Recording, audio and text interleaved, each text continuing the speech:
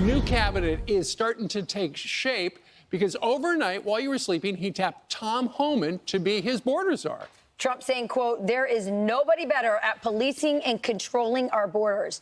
Likewise, Tom Homan will be in charge of all deportation of illegal aliens back to their country of origin. He worked with the president to come up with this job description, so let's hear from him. In his first interview after the major announcement, incoming border czar Tom Homan.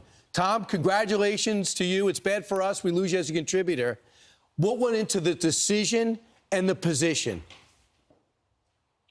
Well, look, I've been on this network 4 years complaining about what this administration did to this border. I've been yelling and screaming about it, telling them what they need to do to fix it. So when the president asked me, would you come back and fix it? Of course I have to. I'd be a hypocrite if I didn't. So, look, I'm honored the president asked me to come back and help solve this national security crisis. So I'm looking forward to it. And look, I love Fox. I love the family there. But I think that the calling is clear. I got to go back and help because every morning I get up, every morning I'm pissed off about what this administration did to the most secure border in my lifetime. So I'm going to go back and do what I can to fix it. So, Tom, let's talk about the job, because you're not an amateur. You've been doing this for years. You're a beat cop. Also, you worked the border before, went over to ICE. You've done it all. What does the process look like? Because I think some people get the impression that you're shooting from your hip, but you know what you're doing here, right? I know exactly what I'm doing. And look, this is the second time I came out of retirement for this president, and because it matters. And look, I was a border patrol agent. I wore that uniform, and I'm proud that I wore that uniform. So, and I was an ICE agent. I was the first ICE director who actually came up through the ranks. So the 20,000 men and women that worked for me, I didn't ask them to do anything. I didn't do myself because I was one of them. So look, I know the border, and I know there's a lot of great patriots. Look, I shut my phone off Friday night because I couldn't handle the phone calls, the texts, and emails from thousands of ICE agents and border patrol agents excited about the rumor I'm coming back. But more importantly, that thousands of retired agents, retired border patrol agents, retired military that want to come in and volunteer to help this president secure the border and do the deportation operation. So I've been off the grid for 3 days just because I couldn't handle all the phone calls, and plus all the death threats rolling in. My family's not at home right now because that's starting. But that's something we're going to deal with. They're not going to bully me away. They're not going to shut me up. They're not going to make me go away. This guy's a monster. There is nobody more qualified to handle what's going on at the border. And you can hear from his sentiment, from his demeanor. I actually was looking at him, and I did a review video of him on the Millionaire Morning Show a while ago, and it was a 4-hour Senate hearing, I believe, where he was detailing and breaking down how Biden and his administration was basically failing at the border and what they was allowing things to do. And he was passionate about it. Now, this is a person, again, that was retired. He was cool. He didn't have to do this. But you need bulldogs like this on your staff. And so I have to give Trump a lot of credit simply because Trump understands that this is not something that he have to do for himself or by himself. This is something that he's doing because he absolutely wants to fix the country. And so less than a week since he's won the presidency, he had already been paying attention to the different people and who he can tap to fix this thing. And so now we got a real border czar instead of a Kamala Harris coming in to pretend as though she knows what she's doing at the border. This is a guy that has worked his way up the ranks. He has actually been on Border Patrol. He worked for ICE, Immigration and Customs Enforcement. He's worked himself up to the ranks. He was the director of ICE. And with that level of enthusiasm and people wanting him to come back to ultimately fix what's happening at the border is great. I think that is awesome. This is the biggest national security vulnerability this nation has seen since 9/11. We have to fix it. And it's one of the reasons Kamala Harris lost and Donald Trump won.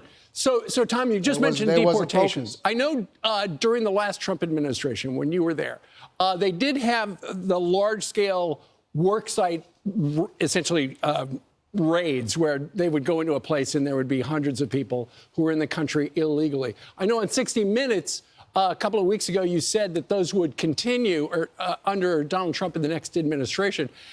What do you have planned?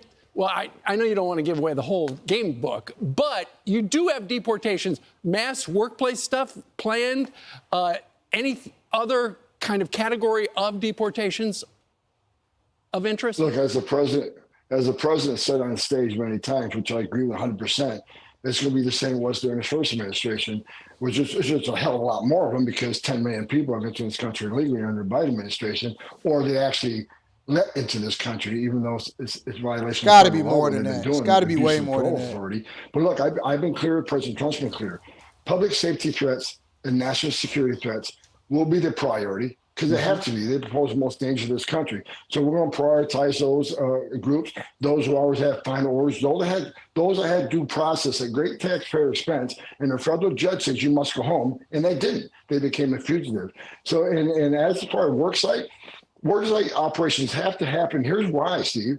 Where do we find most victims of sex trafficking and forced labor trafficking?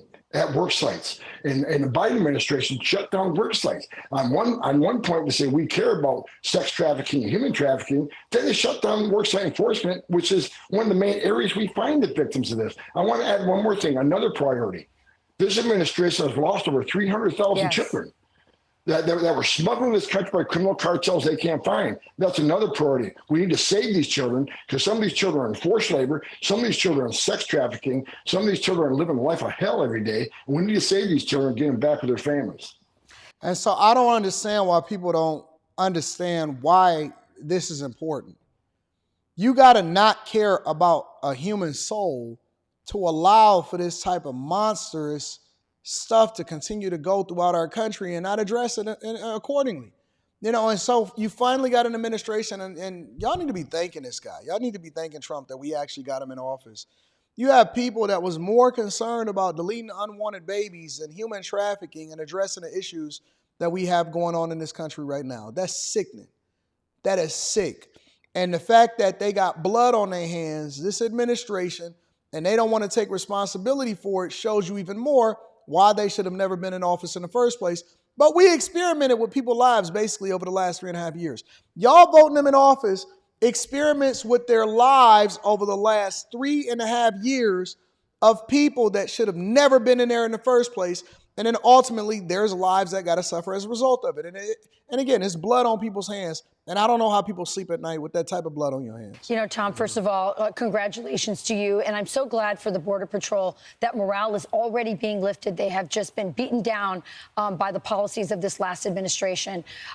I'm really encouraged by what you're saying, because I think the toughest part of your job isn't the deportation. It's dealing with the propaganda from the other side saying that what you're doing is not compassionate, that it's not humanitarian. And what do you plan to do? I'm glad you mentioned the 300,000 children that are missing. But how are you going to deal with those kinds of attacks, even though you know that this open border has led to sex trafficking of children and an exponential increase of child labor, illegal child labor? Frankly, I don't care what people think about me, especially on the left. Again, when you have a historic crisis, a crisis this big, here's what they need to know. When you have a crisis this big that overwhelms the Border Patrol, where the majority of Border Patrol are no longer on patrol, they're making sandwiches, they're changing diapers, they're making baby formula, they're making hospital runs, they're making airport runs. When you take most of Border Patrol agents off the border to deal with humanitarian crisis, that's when the fentanyl comes across to kill 250,000 Americans. That's when the sex trafficking has increased 600%. That's when no suspected terrorists has crossed this country. They've had a record of people on terrorist watch list that have been arrested at the southern border. That's why you have over 2 million gotaways. How many of them came from a country sponsoring terror? So I don't care what anybody's opinion is on illegal immigration. When you create a crisis this big, all these other bad things happen. That's why you have to secure the border. I don't care if you're a Republican, a Democrat, or independent. So border security is national security. We should all be on the same side of that. I've been saying this for the last couple of years.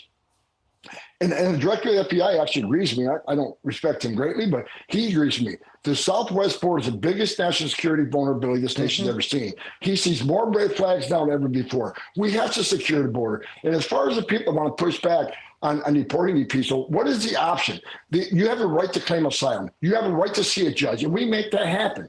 But at the end of that due process, if the judge says you must go home, then we have to take them home. And because if we're not, What the hell are we doing? If the judge's order doesn't mean anything, then shut down the immigration court, take the border patrol off the border. So there's no consequences violating the laws of this country. We'll give you a fair shake. You get a chance to claim asylum, but due process doesn't mean squat if the final decision of the court isn't carried out.